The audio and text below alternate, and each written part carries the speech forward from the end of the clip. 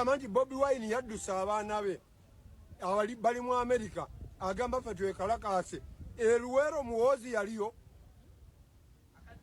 yogerayo omuntu muganda wa Museveni eyafiira Luwero talina buyinza kugamba mbutuvewe tulondera. Very fine.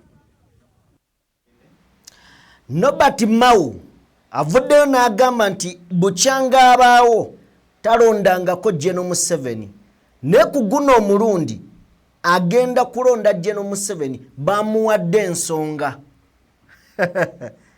Obiwulidde mu ngeri y'emu Joyce Baagala alabudde abalonzi b'emitiiyana agambye bwe batalonda ye abasigadde mbu bajja kuba balonze NRM.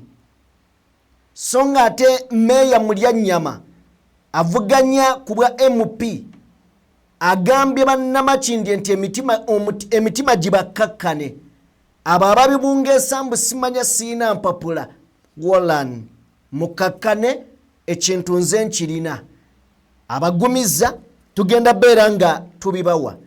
General Museveni yawuliddwako olunaku olwajjo ng'ayita abasirikale mu ngeri eringa etyoboola seeringa wabula etyoboola you idiot. Waliwo omusirikale yavaayo n'agamba nti bwe babeera eyo abakulu batuyita mbuwa. Kakati bw'ojja n'ogattako General Museveni we yagamba nti fe abasirikale tukyasulira ddala mu busiisira obigatta n'ofunamu ansa. Bw'obanga ovuddeyo eyo tugenda kwekkaanya Electoral Commission ereese enkalala z'abalonzi ozikwasa ebibiina by'ebyobufuzi. So nga ate era tugenda tunuulira ku mivuyo gya Electoral Commission egigenda mu maaso gya bugenderevu oba babikola tebagenderedde. Ofulumya akakonge nga kuliko kifaananyi kya mwana ate nga bantu bakulu be balina okulonda nabe tugenda beera nga tubitunuulira. Mu ngeri y'emu bw'otunuulira akalulu ka 2026 kano n'okwata n'akalulu ka 1980 ojja kusanga ng'enjawulo kano kasinze businze aka 80 obubi kali kaalina kalungi. Ne mwami Museveni ako ketulabanga akaali akalungi ya complaininga n'agamba kaali kabi. Kaka tugenda comparinga bwe tutyo tugambe biki byatunuulira ebyamugambisa nti kabi. Yayogera ku kugaba enkumbi naye yazigabye. Yayogera kugulirira abalonzi naye yabaguliridde. Kiki ekyenjawulo ekiri kana akalulu ne kali? Ngenda beera nga byonna mbikuwa. Mu ngeri y'emu tugenda kubeera nga tutunuulira olunaku olw'enkya Kyagulanyi Ssentamu wajjayolekera avuddeyo n'atubuulira. Tugenda beera nga byonna tubitunuulira. Abantu 5 bakwatiddwa. 5 bakwatiddwa lwa kuba lukuŋŋaana lwa byabufuzi poliisi lwegamba mbu teruli mu mateeka. Byonna tugenda beera nga tubitunuulira. So nga ate waliwo abadde avuganya ku bwa LC5 atiddwa era asangiddwa nga bamusibye emiguwa. Tugenda beera nga byonna tubitunuulira. Nzikiriza onneegatteko kankole mbwe nti katono nnyo nzija tutandike video.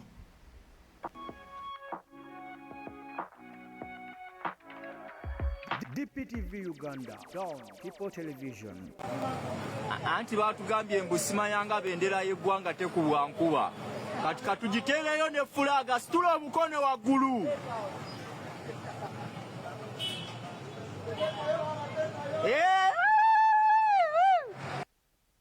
Abaana ekintu bakitaddemu obudde sente okwagala ne bakikola with passion. Batugamba tetugiwanika tekkirizibwa nkuba kubeera ng'egikubako. Omwana akulaga agigula namala n'agula umbrella n'agiteekayo. Kati vaayo mugambe nti enkuba yagikubye. Osaaga n'abaana mbanirizaako basebo ne bannyabo buli omu gy'osinziira okubeera ng'otugoberera abali mu bitundu by'ensi eby'enjawulo.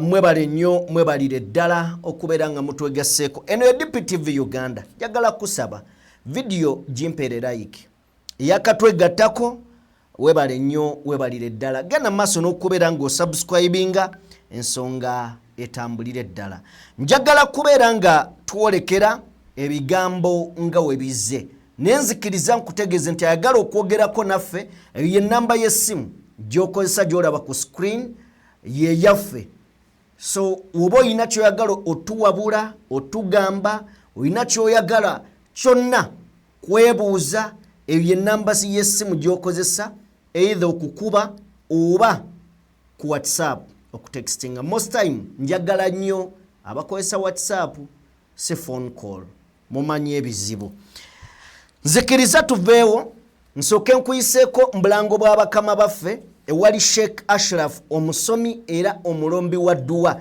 munoonyeko gw'alina ebizibu ebyenjawulo ebikusumbuwa nkakasa ajja kubeera ng'abikuyambako asobole okubeera ng'akutaasa namba y'essimu yeeyo gy'oba okwata okube omunnyonnyole akuyambe mu ngeri y'emu tutambula ne bannaffe abandiga construction solutions oyagala kuzimba nnyumba oba oyagala kuddaabiriza gy'olimu etuukagane n'omutindo baganda baffe abandiga construction solutions basangibwawo ku Entebbe road awo then banoonyeko basangibwa Lweza bw'otuuka Lweza okuliraana ne Can Resort Hotel oba obakubireko ku namba y'essimu eyo gy'olengera ku screen y'essembe 222 twolekedde nate ebigambo by'olunaku olwaleero nzikiriza tusooke ne Minister Norbert Mao ye Minister of Justice and Constitution Affairs agamba talonangako mwami Museveni naye ku guno omulundi asazeewo amuwa akalulu sooka owulirize mutuwa the manifesto of the man that I'm going to vote for the first time in my life. For the very first time in my life, I'm going to vote for President Yoweri Museveni.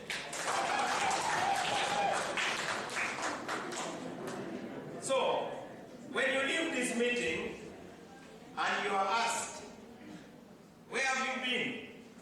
I've been in a meeting where people from the secretariat of the NRM came and they have spoken to us to tell us why we should vote for President Museveni. And then they will ask you, and why? Why should we vote for President Museveni? Jebuvuddeko Mao yavaayo n'agamba abantu nti balina okulonda ne basigalawo ddembe lyabwe libaweebwa ssemateeka.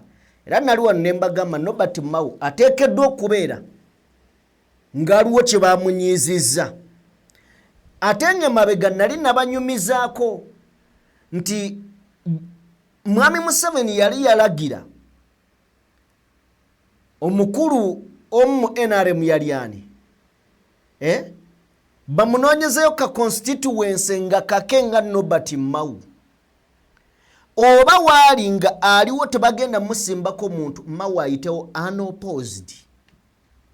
Kakati akugambye wano nti twabaddeko mu meeting ababadde bambuuza mbadde luddawa babaddeko mu meeting kitegeeza bino byayogera bayina ensonga ze baatereezezza mu bulamu bwe ne kariya ye ey'ebyobufuzi.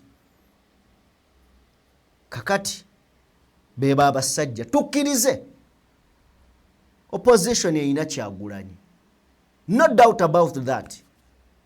Tewali kyakwebuza yadde opposition eyina omuntu ogwo ye Kyagulanyi okujjako naawe ndaba bw'obanga mu mutima gw'oli waddala va ku bino kubanga njogera nnyinza okuba nga njogera birala nange munda nga nina kirala yensonga lwaki nkugambye nti Kyagulanyi naawe andaba oba mugoberera bw'oba ng'oli waddala sikyo ntegedde tuveeyo eyo then tugendeko wa Joyce baagala ntwatwa.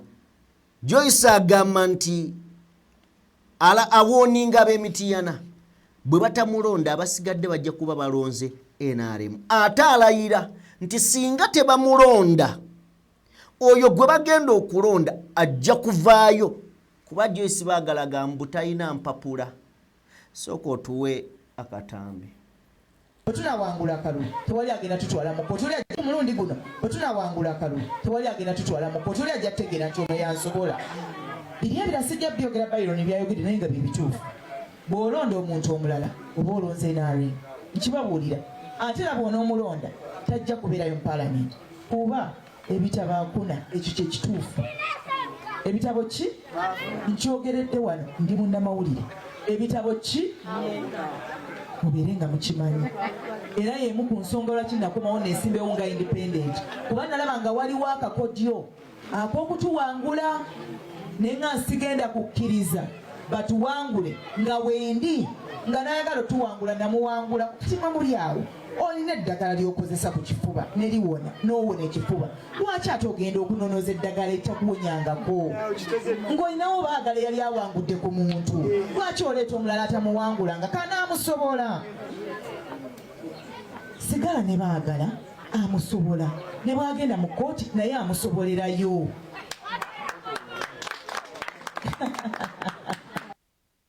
Tuyinawo abantu basatu wano. Tuyinawo Proscovia Nabbosa, tuyinawo Joyce Baagala Ntwatwa, tuyinawo omukyala bamuyitaani owa NRM linnya ndyerabidde. Kakati statement ya Baagala eri nti munnonde kubanga nze nasoma bwe munaalonda omulala mujja kuba mulonze NRM. Ekyo sooka okikwata okitegere. Bwe munaalonda omulala mujja kuba mulonze NRM. Naye n'ekirala bajja mutwala mu kkooti kuba empapula talina. Kakati n'ayongerako n'agamba naye oli omulala namuwangulako. Then lwaki oleeta omulala ng'ate nze yamuwangulako wendi? Kakati nkugambye nti jjukira nnyo kanaako wakati ojja kuba olonze wa NRM. Ate era bwe munaamulonda empapula tayina tujja mmuggyayo. In fact ajja kuvaayo. Kitegeeza Joyce Baagala agamba nti Nabbosa teyasoma. Si bwe kiri? Ekirala agamba nti bw'olonda Nabbosa ojja kuba olonze eyo NRM. Nabbosa yalina kaadi ya NUP. Omulala aliwo wali yenna yani erinnya bannaye ndyerabidde wa NRM. Kitegeeza ono atugamba nti tolonda oli owa NRM, tolonda ono kubanga talina bitabo, ate era wa NRM. Kitegeeza mulonde ye. Kakati njagala ojjukire ensonga za Walukagga ne Sseggona. Sseggona abadde mabega ng'agamba nti si yali emabega w'enteekateeka ezigenda mu maaso ku Walukagga, ne kati yagenda nnyonnyola abantu ku kkubo. Kitegeeza yabaddeyo. Joyce Baagala waga ntujja ajja kuvaayo. Kitegeeza ajja kuwaayo buli ekyetaagisa Nabbosa bamuwaabire. Ye statement si byange.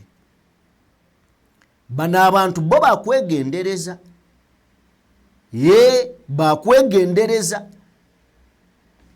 Anyway, tuveeyo eyo tugende wa Mulyanyama.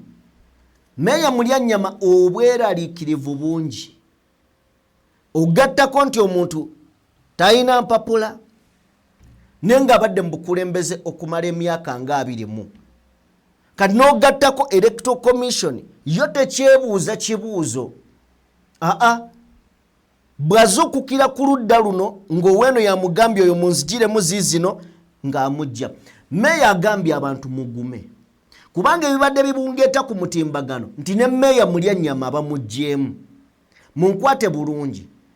Sigambye nti bamugyemu bate bamugyemu. Naye ebibaddeko ku mutimbagano nga waliwo ababungeese ng'ambo nti avuddemu. Niye ensonga tebeesiba ku butasoma, beesiba ku mannya. Now njaga atuulye mulya nnyama nga clarifyinga ku nsonga eno tetufuna disappointment endala mu makindye. Bajjemu dda Lusagala wa NUP. Tuwe mulya nnyama.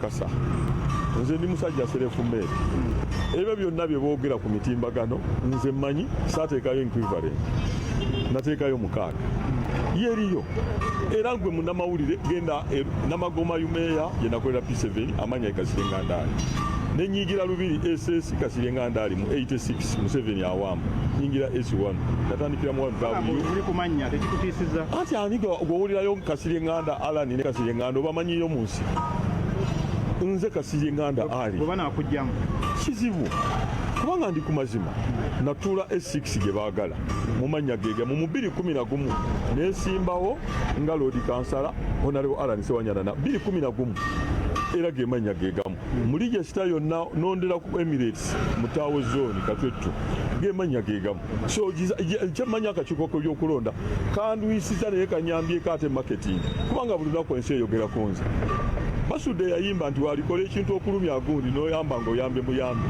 Since then, campaign zonna social media baani boogera kasirenganda mulya nnyama. Kati oluusi ngenda neŋŋamba neŋŋamba ngenda campaign nga kiva maze okunkavalinga. So nze kyemmanyi akakiiko k'ebyokulonda kankawe time katukole ebyako saagala kubanga ndashinga kubanga mmanyi buli w'obeera ku mazima malayika ne weebe kutwala otuula butooza shahada n'ogamba ngenda kusingagana Mukama Katonda wange. Nze ngenda kusingagana nga ye Ali Nganda mulya nnyama bw'atyo bw'agenda maaso n'okubeera nga annyonnyola ensonga ze. Then okuva ku Nganda mulya nnyama leka tweyongereyo ku Mwami Museveni.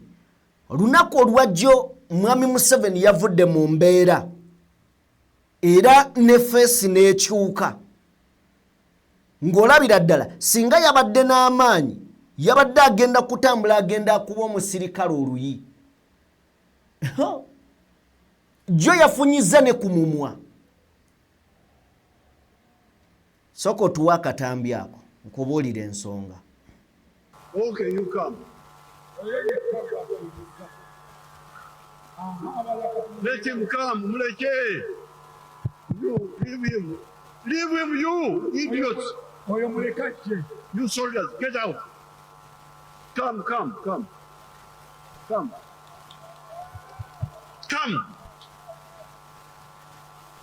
No, the other boy. That boy, you watch him.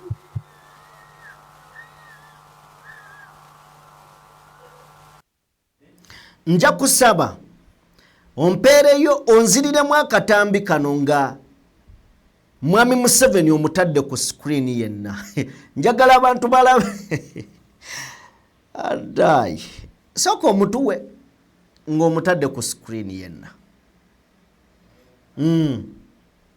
Okay, you come. Let him come, Muleke. You, leave him. Leave him, you idiots. You soldiers, get out. Come.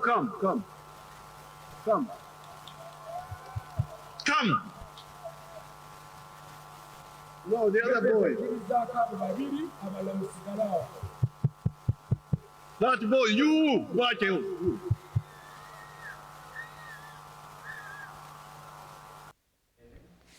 Tozanyisa ekintu kye bayita emyaka. Ate era tozanyisa ekintu kye bayita obulwadde. Emyaka ne bw'obeera ng'olina obuyinza giyina we gikoma. Kuba Mwami Museveni ndowoozaamu singa ku nnyiiga eyo singa yabadde asobola Mukama Katonda gwe lowoozamu bulowooza singa yabadde asobola okwetambulira singa yabadde asobola okwetambulira but kale ekyo tukiteeke ebbali ekigambo ekyakozeseddwa you idiots soldiers abo be bamukumye mu buyinza, but he have turned them into an idiot. Kakati baafuuka ba idiots. Waliwo omusirikale yali ayogera, yava mu busirikale, tutera omubawaako wano, n'agamba nti abasajja abo bwe tubeera eyo gye batudeployinga batuyita nambwa, tebatubala nga bantu. Bwe nawulidde statement ya mwami Museveni nadduse okufuna statement y'ono omusirikale, tusooke tugifune. Babasasula bubi, musula bubi, naye ate nebe mukolera tebabateeka mu kitiibwa. Nze nzijukira waliwo minisita omu, saagala kumumenya erinnya, Mukama muwummuze emirembe, may his soul rest in peace. Yayita abaana be n'abayimiriza waggulu, ennyumba ye yali waggulu nga egeeti eri wansi, n'agamba mutabani we, n'agamba, my son, do you see those dogs down there? Mutabani we kwe kumugamba, n'agamba, Daddy, I'm not seeing dogs. N'agamba, are you not seeing those two policemen at the gate? Those are dogs. If you don't study hard, you will be like those dogs. Nakaba amaziga n'ingamba batandise okumpita embwa. Now, bino ebintu bwe baba tebakubrainwashinga nga tebakwoza bwongo nga toli awo nti oli tolowooza, biruma.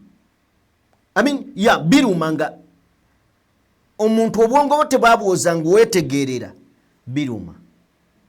Naye waliwo be bayoza nga barookinga, abo tebibaluma. Naye omwana w'omuntu gw'osanga ng'akuuma bulamu bwo, gw'oli mugagga ye asula bweru, asiiba musana gw'oli wali, n'oyingira mu woteeri n'osika ebifi by'enkoko sinakini ne mutwalayo ebikazi byammwe ne birya, n'alaalira ku musaala gwa mitwalo 45 46 naye nga waniridde emmundu ya miliyoni 7 n'omala n'omuvuma. Bye bivaako abamu be mulaba nga bakubye bakama baabwe amasasi, n'amugjawo. Kakati bw'omala okuwulira omuntu olwedde takuwa kitiibwa nga yakamala okukola statement egamba nti ffe twamanyira okusula mu busiisira, that means nti omuntu oyo gwe akyakutwala nga ekitagasa. Ne remember, waliwo baayita wallahi abatasaanidde, waliwo baayita abatasaanidde n'abawo omutitimbe gw'ensimbi ng'omusirika. Anyway, tuveeyo, tetujja kubeera nga tulwayo. Katugende ku Electoral Commission. Electoral Commission olunaku olwaleero, in fact isi tusookanita amongo,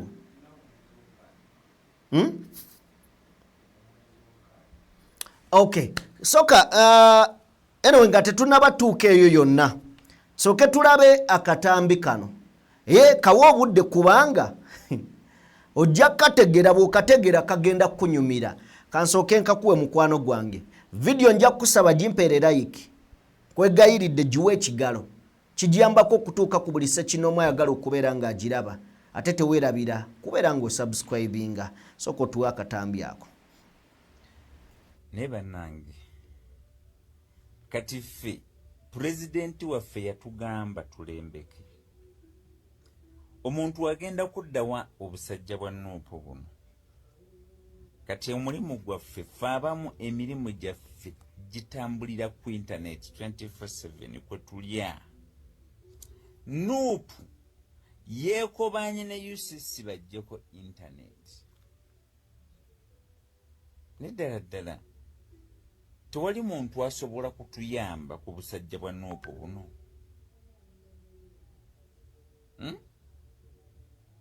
Ojjeko internet gw'olwokuba wakeera gwe Kyagulanyi n'otegeka okulonda kwotakkiririzamu era kwotasobola kuwangula. Kati lwaki ffe tubonaabona? Kyagulanyi lwaki gwe tosigala mu ntebe yo ffe n'otuleka? Kale ne tumanya nti Kyagulanyi dikiteeta. Tumanye nti Kyagulanyi dikiteeta. Bobi Wine tuveeko. Toddamu kutegeka kulonda ng'omanyi nti abantu tebakwagala baakukyawa. Wano mwatugamba Nuupu y'amaanyi buli wamu wamugenda, kati mwatandise n'okuggyako abaana abagezaako okubeera patriotic nga balanga eggwanga lyabwe mubajjako bendera zaabwe mwagala nakubasiba. Lwaki temutuleka? Kati internet mugenda gijjako. Mpulidde abasajja banno bannange bw'oba olaba vidiyo eno zino eyinza okuba nga ye vidiyo gy'osembayo okulaba kasita oba ng'oli Munnayuganda. Nze nandisabye pulezidenti wange Ssaabalwanyi omulungi Gen. Yoweri Kaguta Museveni n'ensaba ne CDF Gen. Muhoozi bannange twandikutte ne tulwanirira eggwanga lyaffe ne tulinunula okuva ewa mwami Kyagulanyi. Kyagulanyi yani atuggyako ddala internet? Ffe lwaki atubonyaabonya ekyenkanidde awo? Myaka 4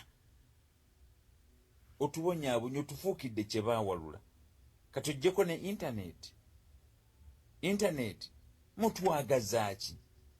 Ffe emirimu gyaffe gitambulira ku intaneti. Ndowooza abavubuka mulabye bulijjo tugamba abavubuka Kyagulanyi tabaagala, talibaagala nga mulowooza tulimba. Kati internet agenda gijjako. Kyagulanyi lwaki oti? Ekinnuma Kyagulanyi kwe kukeera n'otegeka okulonda naye ng'okimanya abantu baakukoowa era tebagenda kukuwa bululu. Kati onyigiriza ffe naye nga Kyagulanyi senga okeera enkya n'ojjawo okulonda n'otugamba gwe King of Uganda. Abantu ne tubeera n'emirembe gyaffe ne tukola ebintu bye twagala. Mutwagaza ki? Naye mmwe muli ba mukisa nti ffe ab'NRM tetuyina mmundu. Ekyamazima mwebaze Katonda basajja mmwe ti ab'NRM tetuyina mmundu. Naye obulumi bwe mutuyisaamu ate bwe kijja ku ffe ba artists basajja mmwe mwebaze Katonda ti ab'NRM tebannafuna mmundu. Naye olunaku luli kyawu Nuupu netubonyabonya kakati. Bw'oba omanyi buli wa NRM mu ggwanga ng'okimanyi nti oyagala okulonda akaluluko era okakuume ate okabangi, mbagamba ebigambo bino funa tutandike okutema empenda. Tusigazaayo saawa busaawa okutema empenda okulaba Nuupu ng'eggyeko internet. Guy mugezi ono oba kadi NRM yagijje ku jjajjaawe erirenzi ne lijja lituzimbira ekiboozi. Obaye ekiboozi ekinyuma okuwulira ani akitegedde? Ani ategedde omuniga kyabadde atugamba mu comment section? Buli omu ategedde kikyabadde agamba. Genda bugenzi mu comment section twesangeeyo, nja kuba nga nkuddamu. Anyway, tuveeyo tugende butereevu ku Speaker Parliament. Waliwo oluyimba lwa Ronald Mayinja yali ayogera ku bukulembeze, wabula ku bukulembeze buno yanokolayo abaana abatunaga nti bwe ntunuulira abato nkaaba, bwe ntunuulira abato nkaaba. Akoppe ki? Bw'akoppa abakulembeze ayiga kulimba na kulya ngozi.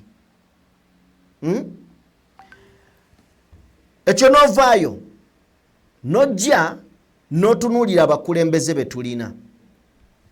Speaker Anita Among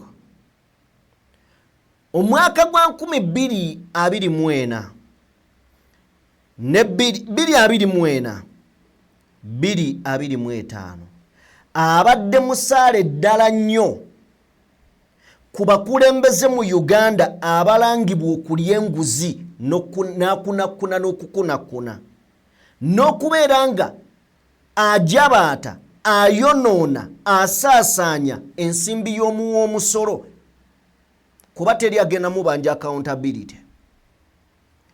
Ne kitutuusa ne kubeera nti amawanga nga America, Bungereza ne Saudi Arabia awo mu kyondo kya Buwarabu gatuuka okuvayo ne gamuteekako ban obutaddamu linnya mu mawanga ago n'ebyobugagga bye ne babikwata.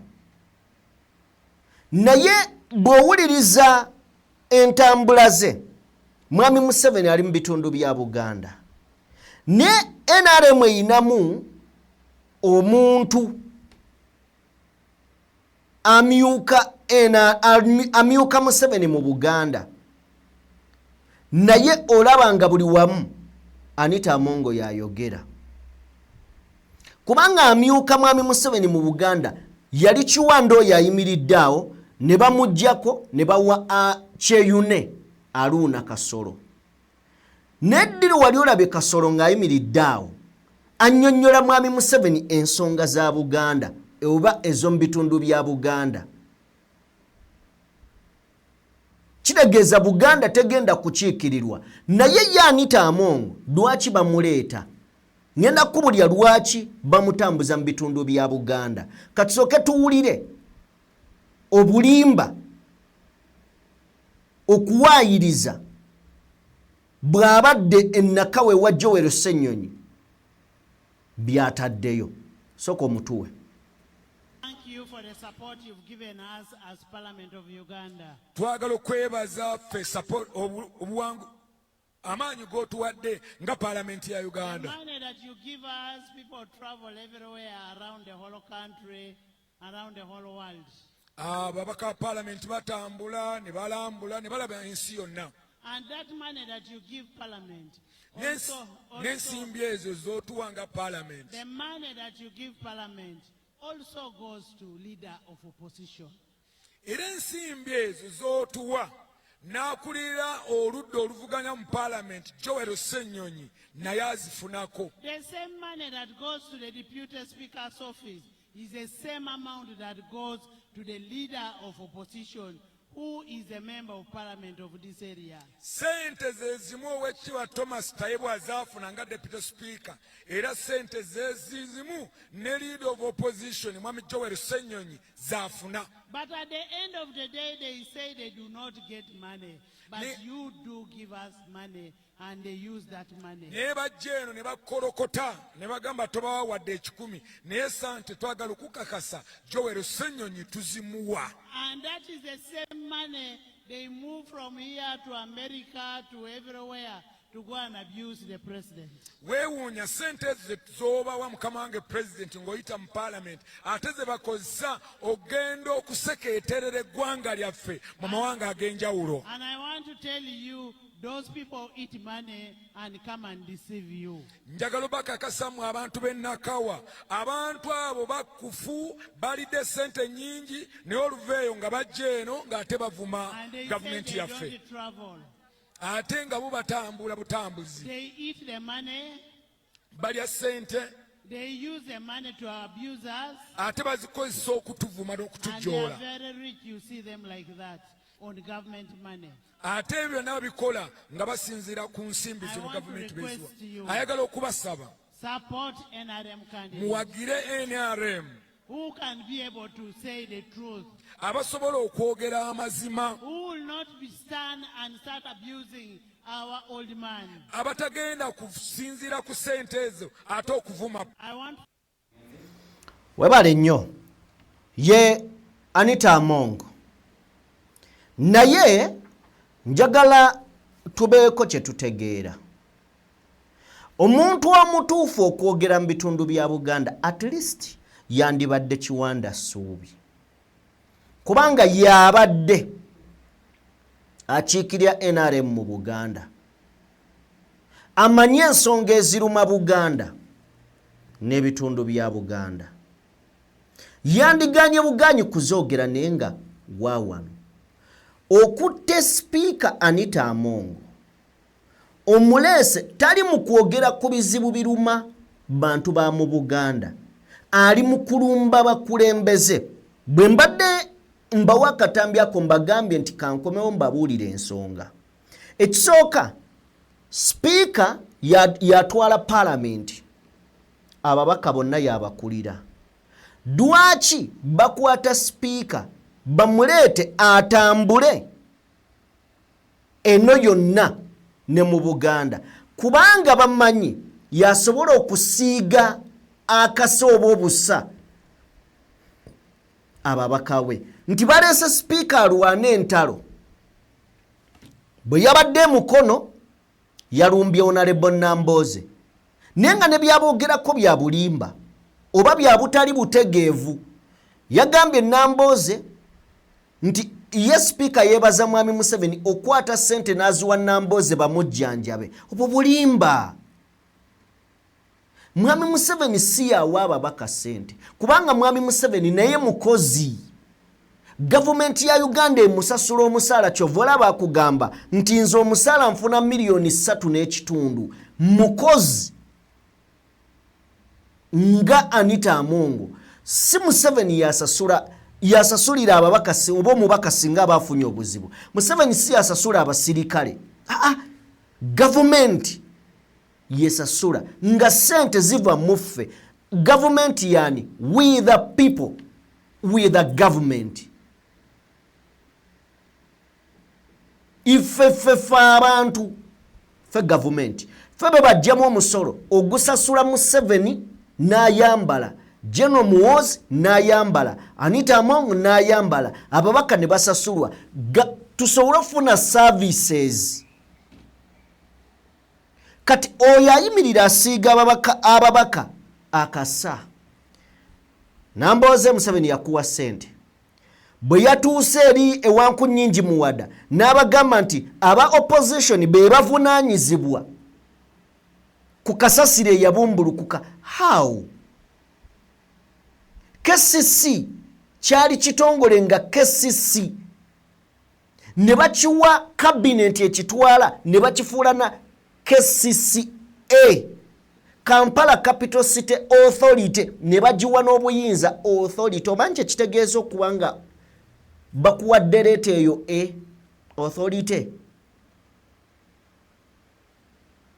Nyino ogamba abantu nti abana aba opposition be baleetera kasasiro okubumbulukuka. Olimba mu nsi. Okitegedde. So ekyo nakyo kiteeke ebbali. Azze yagenze wa Muwanga Kivumbi n'agamba Muwanga Kivumbi mbu ye yaleeta emmwanyi, etteeka ly'emmwanyi okuyita mbu yalikkiriza. Naye ng'olwedde gwe kennyini mu katambi akafuluma wadde wagamba mbu AI gwe wagamba make sure those baganda they don't get numbers. Otuuse wa Muwanga Kivumbi olaga nti mmwe muli batuukirivu. Muwanga Kivumbi akulira Buganda Parliamentary Caucus. Bakkirya ne ku ground bagende eri omuntu wa bulijjo omulimi w'emmwanyi Mwami Museveni ne bajja report wagireetera Katikkiro. Mwami Museveni naga Katikkiro byayogera tabitegeera. Niyo yimiridde wa Muwanga Kivumbi ovumirira osiiga akasa. Kati oli wa Joel Ssennyonyi wano waliwo embiranye. Tukimanyi nti mulwana Joel Ssennyonyi ave mu Parliament. Reason being abafuukidde akayinja mu ngatto. Abafuukidde kye baawalula. Mukirwana otuuse Nakawa obakakasa nti weebaza Mwami Museveni kubanga yabawa ssente ne Joel Ssennyonyi amuwa ssente. Omusaala gwa Thomas Tayebwa Deputy Speaker ne Rope bafuna gwe gumu. Yes, tukkirize bafuna gwe gumu. Museveni yagubawa oba government.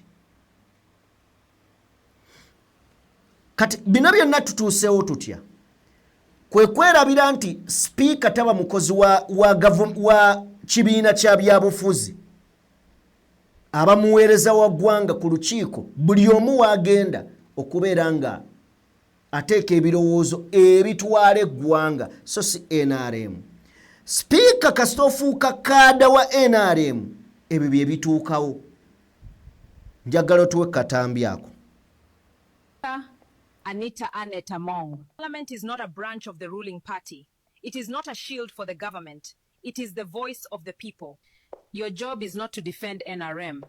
Your job is to defend Ugandans. When citizens cry, Parliament must listen. When government abuses power, Parliament must question it. A speaker who protects the executive instead of controlling it has failed her office. Parliament is meant to check power, not polish it. Debate, not intimidation. Oversight, not loyalty. Leadership cannot be rented. Conscience cannot be bought. Only silence can. Reports of MPs being bought to defend the regime are an insult to democracy. When Parliament becomes a marketplace, laws lose legitimacy. When MPs fear speaking, citizens lose representation. Madam Speaker, the chair you sit on is not owned by NRM. It belongs to Ugandans, opposition, independents, and supporters alike. History remembers speakers who stood for truth. It also remembers those who stood in the way of it. Parliament must serve the people, not protect power. Ugandans on 15th January 2026, umbrella for better Uganda, for God and my country. Bibigambo bimala okwanukula speaker. Bimala tetwagala tuongere kubeera nga tumulwako tuyinza okwonoona. Bwe tuba nga tuvuddeyo katucekinge kakiiko k'ebyokulonda olunaku olwaleero katandise okuwaayo enkalala z'abalonzi eri ebibiina by'obufuzi. Nga bw'olengera awo tubadde twakusomeddeko olunaku olwajjo ku kiwandiiko oba ku posti eya Robert Kyagulanyi Ssentamu gye yakoze ku mikutu gye gyemukwanira wala okuli X ne Facebook ng'agamba nti amateeka oba etteeka ligamba nti tulina okufuna enkalala z'abalonzi nga wabula ennaku 14 tugende ku kulonda kwennyini.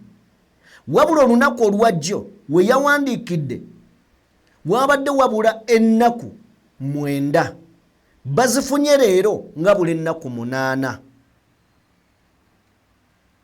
baziwaddeyo nga bw'olengera awo batandise si zonna wabula batandise oziwaayo. Kakati katutunule mu biki ebiri mu kusoomoozebwa. First, twalabye dda nti olwedde waliwo abagenda okwekebera oba gye bali ne basanga ng'ebyo bye biriyo.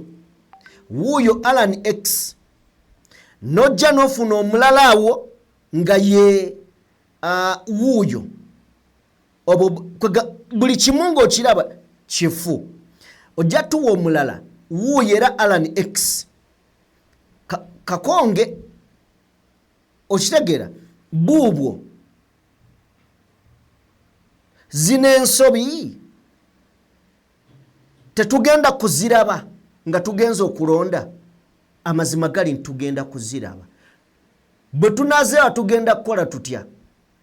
We ŋŋambira nti protest vote eba ekola kubanga bino tebiraga mazima, bino biraga bubbi na buyaayi nga bw'olengera.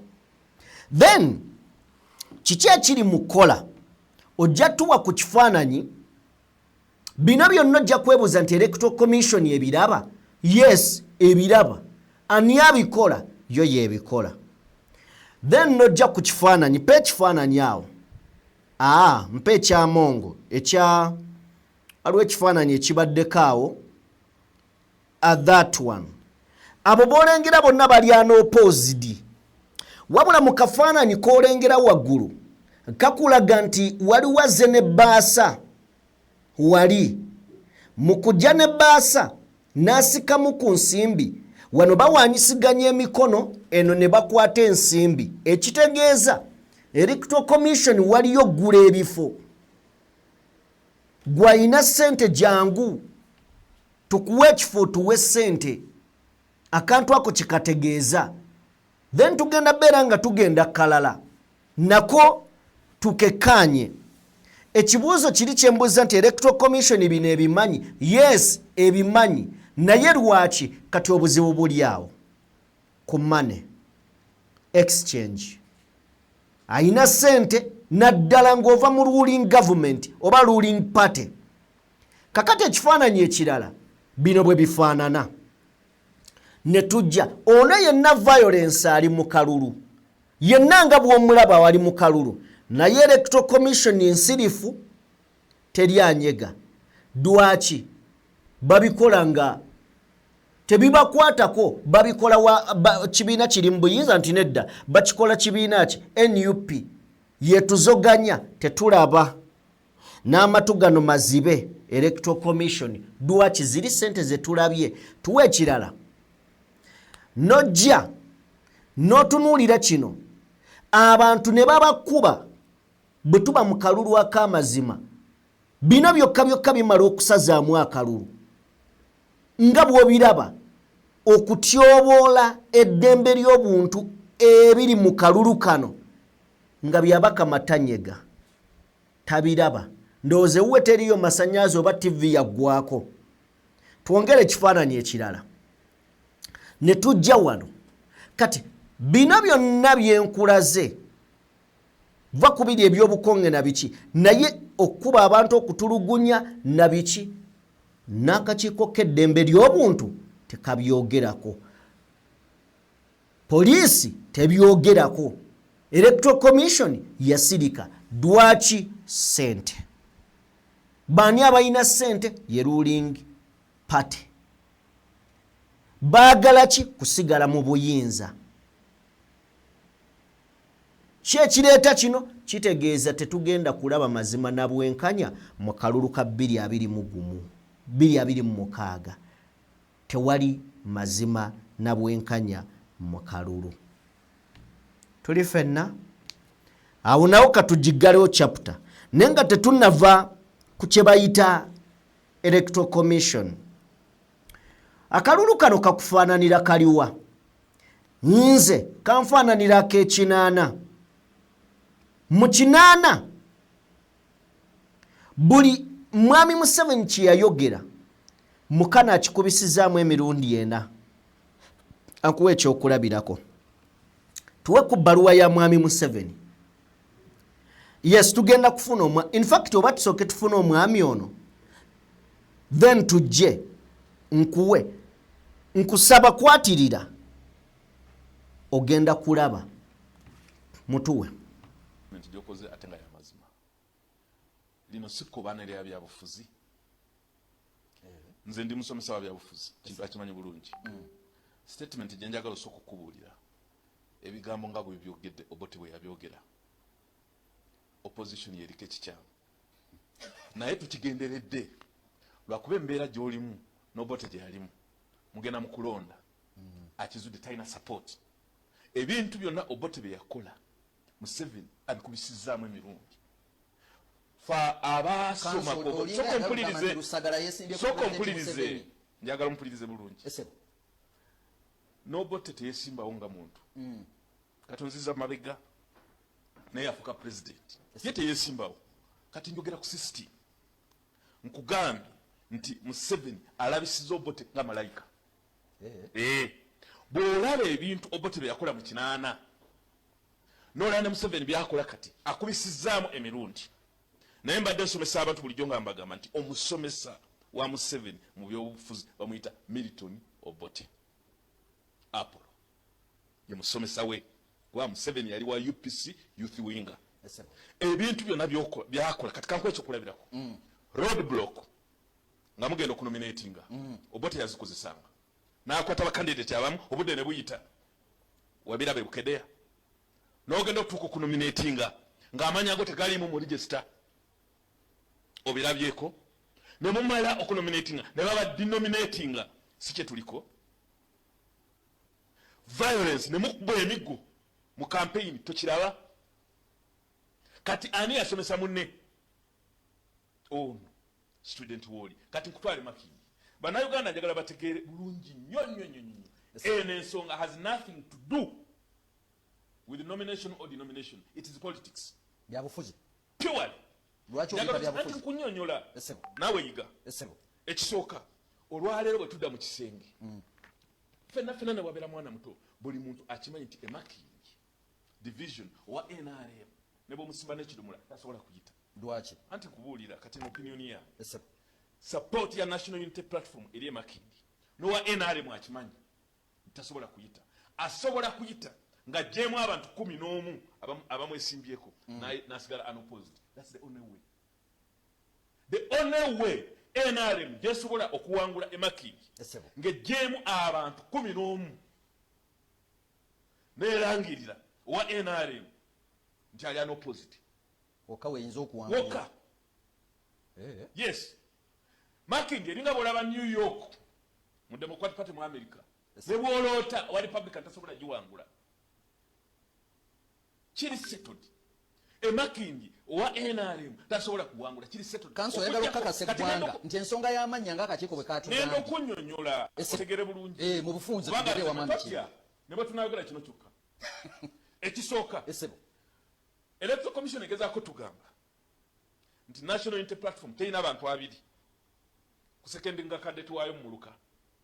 Omukulu ono ayogedde n'agala lwaki toleta amanya 40 seba 40 twagaleese. N'asooka kubako 10 n'akuba ne 16 ne gasigala 18. Yagakubya atya ky'oba obuuza kubanga eno mata nagibaddemu wakati.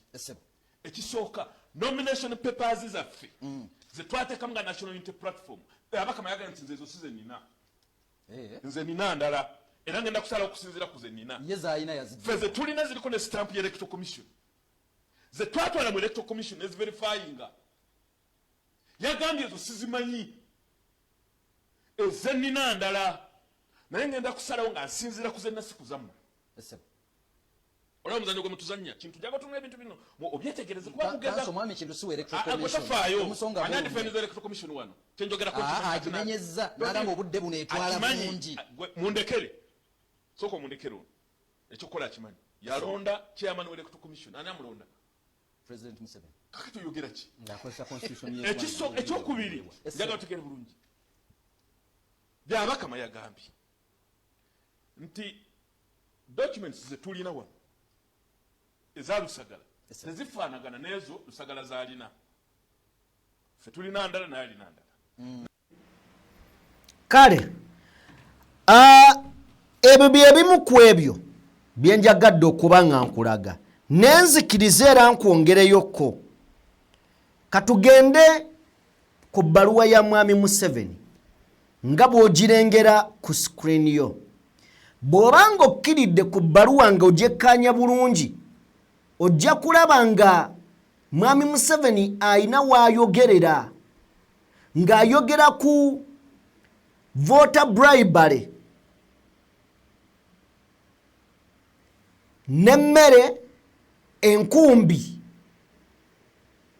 nti ogulirira abalonzi nga babawa emmere n'enkumbi bino tubirabye. Katusooke kugulirira katusooke kukola ki kugulirira naye awo yanenya Electoral Commission okwekobaana n'Obote. Kati wano NUP kirabikira ddala nti byabakama ne gavumenti mbutufu baliira ku suwaani emu. Kyovola basobola okukwata abantu 11 n'abajja mu resi n'alekako ogwo nga wa ruling party. Ne tubeera ne baana opposed nga basusse obungi ne kiruuzinga n'amakulu. Naye nga tasuwala ali mu kusevinga bakamaabe. Kakati byebyo biri mu bbaluwa. Tetwogedde ku nkumbi ne twogera ku bribery. Kakati njagala tulabe bribery gye twogerako. Sooka otuwa obutambi buli obwagundi nga bawa abantu ssente nga tetunnatuuka eyo.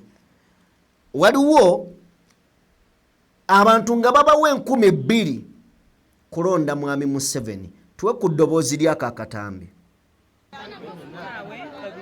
amba mpesa balebe kampesa kaliwo babiri ba government ili kwa ni kampesa muhari tawe bamayi maulire mufuna kuma nani kampesa maulire iyo nina kampesa abuhuru ni kampesa kampesa kaliwo Mbale State Lodge baneiba bali mukubocha ku sente 10 2 kuno gulirira nebyayogerako Obote byakolanga then nako katuwe nako tuwe ddoboozi.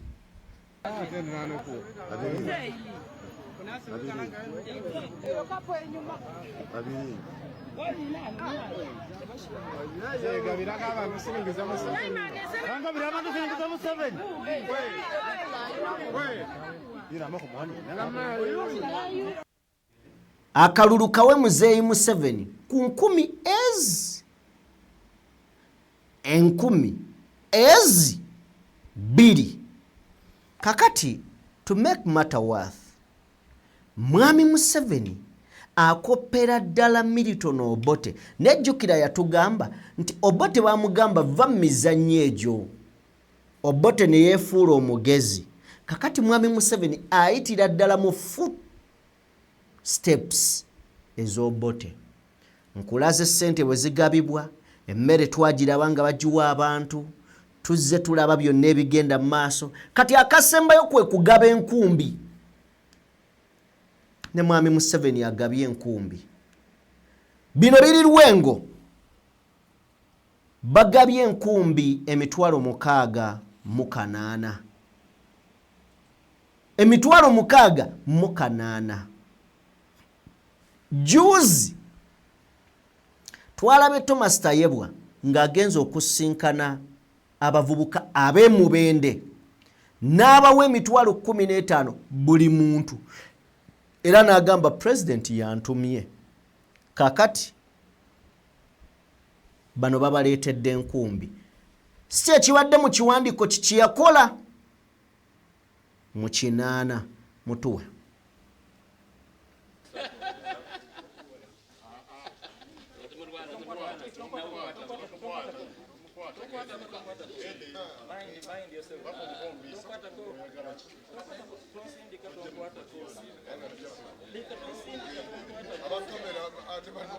Bulika egenda kufuna enkumbi emu. Zino kinu kiri ku programu ya NRM government eyokulaba nti ebintu ebyenyingiza mu maka okugoba obwolo obwavu abantu nibabeera bagaga nga bayitira mu bulimi kituukirira. Zino z'abantu bonna sizabana NRM bokka sizabuwagizi babundi obuwagizi babundi kubanga President Museveni ngayitula mu ssentebe we NRM era umane MP tutulifunye ku district olwairo tutongoza omulimu ogw'okuzigaba nga tuliwamu ne RDC kateera nga tuliwamu n'abaka ba parliament abalala awamu n'abatuuze baffe n'abaweereza baffe aba gavumenti abagenda okuyambako okulondoola okukakasa nti buli enkumbi egenze ku muntu omutuufu alina okugifuna era n'obujulizi okukakasa nti bazifunye tubufunye. Ffe nga ssentebe wa disitulikiti y'e Lwengo tuzaaniriza tukubiriza abantu bazikozese bulungi okulwanyisa obwavu. Mu kyasa kya 21 twetaaga enkumbi nnyingiko ne twetaaga n'okugaziyaamu ku bitukozesa mu kusitula production ne productivity okwongera ku bungi obw'ebirimibwa n'okwongera Bebo kati kikyo kyayagala mwami Museveni kyayinza okuvaayo n'ayogera nga kipya okujjako nti ebintu abikubisizza mu bukubisa abi multiplies bu multiplies. Anyway, tuveewo ekyo nakyo kitegedde.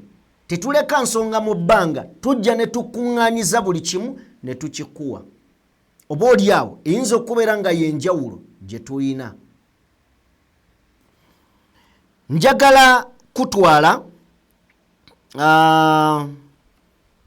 ewa Robert Kyagulanyi Ssentamu olunaku olw'enkya agenda kubeera ng'ayolekera ebitundu eby'embalala. Mwenna mukimanyi tuwaliwo ebitundu byataatuukamu gye baakwatira baganda baffe ntiimu yonna. Then ndowooza nga bw'okkiriza Kyagulanyi okuddayo Electoral Commission wandiragidde ne be bamukwata nabo oba be baakwata ku lunaku olwo bateebwe, kubanga kino kikonfaminga nti tebalina musango. Bw'oba okkiriza candidate okuddayo n'abasibe bateebwe, si kyo bateebwe. So tuweeko ku His Excellency tulabe abantu bakihi abantu bakantandike. Yo, people power, our power, people power, NUP, everywhere, NUP. Ya abantu bakihi, abantu bakanungu, abantu babwizi bwera, umurimbarara, ndiaha na Mshija Emanzi, Bright Muhumuza, the incoming MP Mbarara City South. Nyenchakare, tuyo muhanda ni tuija, bwizi bwera na kanungu chihihi. Mutulinde tusalako Bright abantu barubindi mutakabura abantu baba president uli wakabinyo muganda kandi nyina kugambira ngo abantu bankorene bakunda munonga batu mwenye ntakale mutakabura mucerekare muzacha ikihihi omutawuni muzacha cha rubindi kandi muje mwakire omukunda wanyu president witu wa Uganda uri kuzaho our power people power. Okay, kale byebyo byenjagadde otegeera olunaku olw'enkya agenda kubeera ng'atambula okwolekera ebitundu eby'embalala. Munzikirize nedoza birthday zino tujja kujja nazo mu video yaffe n'abezeeko tusobole okulaba nga tuziyisaawo. Kale eggulire lyenjagala okusembyayo oba nsooke mpiseewo akamwami Museveni. Nali mu DP Democratic Party mu myaka gya 6 era nali muwagizi w'amaanyi nnyo mu biseera ebyo nga ndi muvubuka. Ne nalaba kwegamba nalaba okukomezebwa kw'abavubuka era ne ngamba nti DP eno tejja kusobola kusolovinga bizibu by'Abannayuganda. Kakati you cannot have DP without Museveni. Tosobola kubeera na DP nga toyina Museveni. Na joininga UPC okumala emyezi 5 na joininga UPC okumala emyezi 5 bino ebigambo mwami Museveni yabyogera mu September nga 14 2024 omwaka nga 2 emabega nti alinga atunyonyola nti ye waatali DP teriiwo yensonga lwaki Nobert Mao agenda muwa akalulu. Tuli fena si bwe kiri. Kale katusembyeyo emboozi eno then tujje to wrapping up. Emboozi gye njagala okuwa be bakwatiddwa 5 ekiboga. Bano nga bagambibwa okubeera nti babadde beetabye mu kuŋŋaana kw'ebyobufuzi okumenya amateeka. Okusinziira ku Assistant Superintendent of Police era ng'ono ayogerera ebbendobendo oba ettundu lya Wamala Region avudde n'agamba nti baakutte abantu 52 mu kiro ekyakeesezza olunaku olwaleero. Kigambibwa nti bano babadde bakuŋŋaanyiziddwa omu ku beesimbyewo mu kiboga owa Independent era nga babadde bakuŋŋaanidde mu woteeri emu mu kibuga era okusinziira ku gye batuwa wano bagamba nti amanyiddwa nga Jimmy kigambibwa nti ye yabadde mobilizer era nga mobilizingira owa independent amanyiddwa nga Mr. Kibuuka Muhamudu. Kibuuka Muhamudu ye yeesimbyewo. Bagamba nti basuspect abakwatiddwa bavuddeyo ne batubuulira nti ono yabadde abayise ku nteekateeka ez'akalulu akagenda okubeerawo ng'ennaku z'omwezi 15 2026 omwezi guno gwennyini. Newankubadde akadde we baatuukiddewo ababyokwerinda bagamba nti twasanze Muhamudu taliiwo, bigambo bya Assistant Superintendent of Police. Wabula tugamba ba actor bonna ab'ebyobufuzi nti enkuŋŋaana nga zino ez'ekiro tezikkirizibwa. Enkuŋŋaana zonna zirina kubeera za misana ate ng'otegeezezzaako ab'obuyinza oba bekikwatako ku lukuŋŋaana olwo. Ebitongole ebyokwerinda bijja genda mu maaso n'okubeera nga bikuuma eddembe, bikuuma emirembe n'okwewala obuvuyo obuyinza osibuka ku bubinja obulinga buno.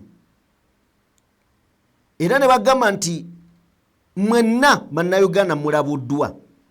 Akalulu kano ak'ekiboga kalimu abantu abawerako okuli Grace Kakoza Nakyanzi wa NUP, Elia Eric Lule wa NRM, Abudu Mutumba Setamba wa Independent, Dr. William Bukuru ne wa Independent, Daniel Sebina wa FDC n'abalala. So akalulu akaggwa aka 2021 race yali wakati wa muna NUP Mr. Kibuuka ye yazze ku Independent, luli ye yali ku NUP yafuna obululu kasanvu 815 wa NRM n'awangula n'obululu omutwalo gumu 643. So nga tugenda mu race ey'ennaku z'omwezi 15 police eyongedde okulabula naye nga 52 bo kikakasiddwa nti bagombeddwamu obwala.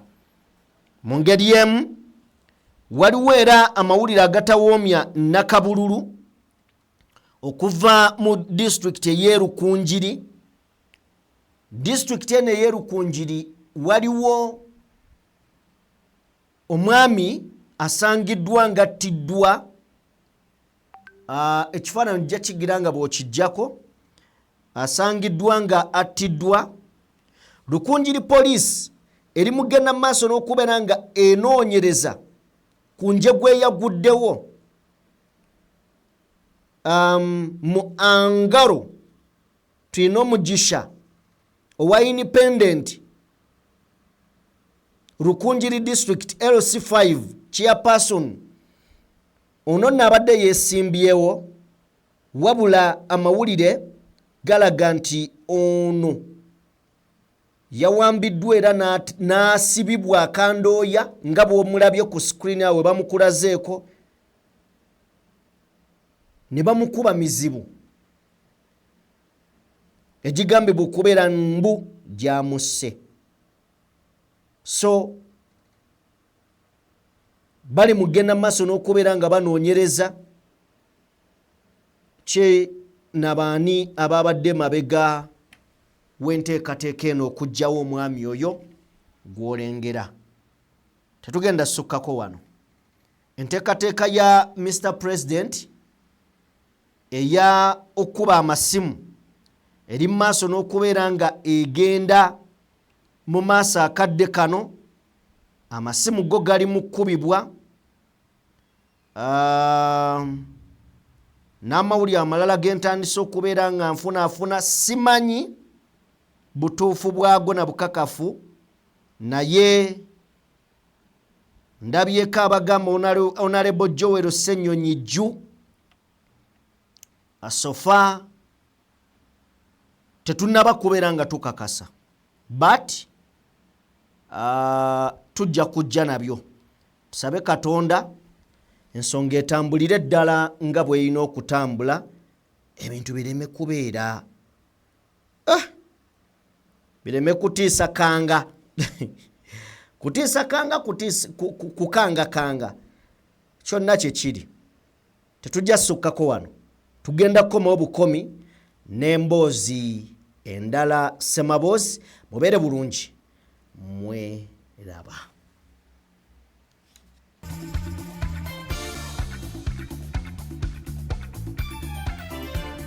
Abaana kye bakola kasuku.